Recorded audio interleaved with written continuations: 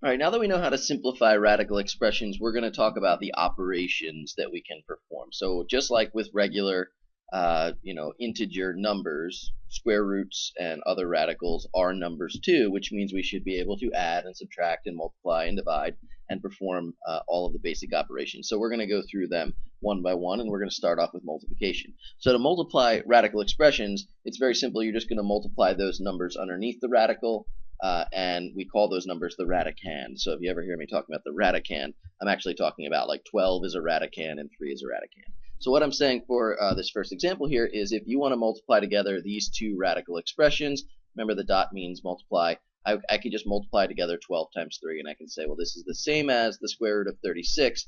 And it's nice we know what the square root of 36 is. This is just going to be 6. So I'm going to say the square root of 12 times the square root of 3 is the same as 6. Okay. With other expressions, it might not be that easy to simplify. For example, if I said the square root of 6 times the square root of 8, I can multiply together the 6 and the 8 because they are both underneath the radical, and say this turns into the square root of 48. Okay? And then I have to simplify the square root of 48. So we can't leave it like this. Whenever we work with radical expressions, we want to simplify the radical if possible, and we can simplify 48. Okay, so here's where I'm going to caution you. Most people, I think, when you look at the square root of 48, might say, well, wait a second, there's a 4 in here. I can take that 4 out.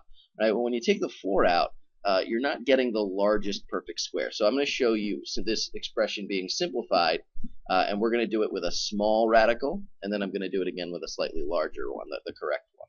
Or not the correct one, but the simpler way to do it with one step. So if I were to say, well, oh, look, there's a 4 in this one, I can say this is the same as 4 times 12.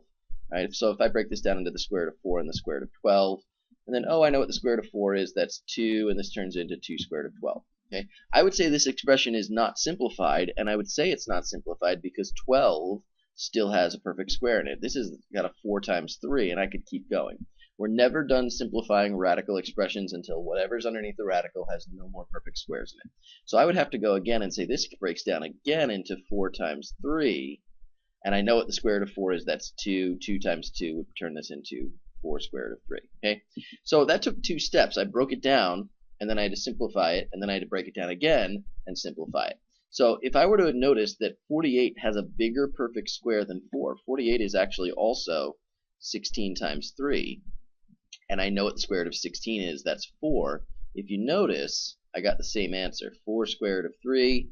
Same one, but I did it in one step instead of 2. So if you ever find a small perfect square like 4, you might have to go a couple of times to get down to that answer, where when you find the largest perfect square, like we just did, you'll get there in one step. So either way is correct, but this one's going to take me a lot less work because I found the larger perfect square. Okay. With this last example, it's just one more so you can see variables showing up. So when I multiply together 3 times 21, it looks like I get a 63. So this is all under the radical because the expressions that I'm multiplying together were underneath the radical. So this is going to turn into 63 when I multiply those together. And x times x to the third, remember your exponent rules, add the exponents. That's going to become x to the fourth. Okay. So again, I got to break this down. X to the fourth simplifies. 63 also simplifies. Okay, this is the same as the square root of 9 times the square root of 6. Okay, because I know the square root of 9. And I know the square root of x to the fourth as well. So when I simplify this, I'm going to say square root of 9 is 3. The square root of x to the fourth, remember we said cut that in half. That's x squared. I don't know the square root of 6, and I can't break that down anymore into perfect square factors. So I'm going to say 3x squared times the square root of 6 would be the simplest form of this product expression. Okay. So here's one more example that has, or a couple more examples that have some outside factors. So when we're working with radical expressions that have coefficients, that's what these numbers on the outside are called, I'm going to multiply together the coefficient numbers, which means the numbers on the outside, and get an 8. And I'm going to multiply together the numbers on the inside. I can say the square root of 6 times the square root of 12 is the square root of 72. Okay, and then I have to simplify this radical expression. So I can break up 72. The largest perfect square factor is 36 times 2, okay, and that 8 is just going to come down. And then I can square root 36. The square root of 36 is 6, and I can multiply that 6 by 8 and say this is the same as 48 times the square root of 2. That would be my simplified answer to that simplified product. Okay, and the same thing with this one. Just got a lot of variables and a lot of exponents happening here, but I can still do this. 4 times 3, I'm going to get a 12. They're alike because they're on the outside. X to the 6th times x to the 3rd gives me x to the 9th.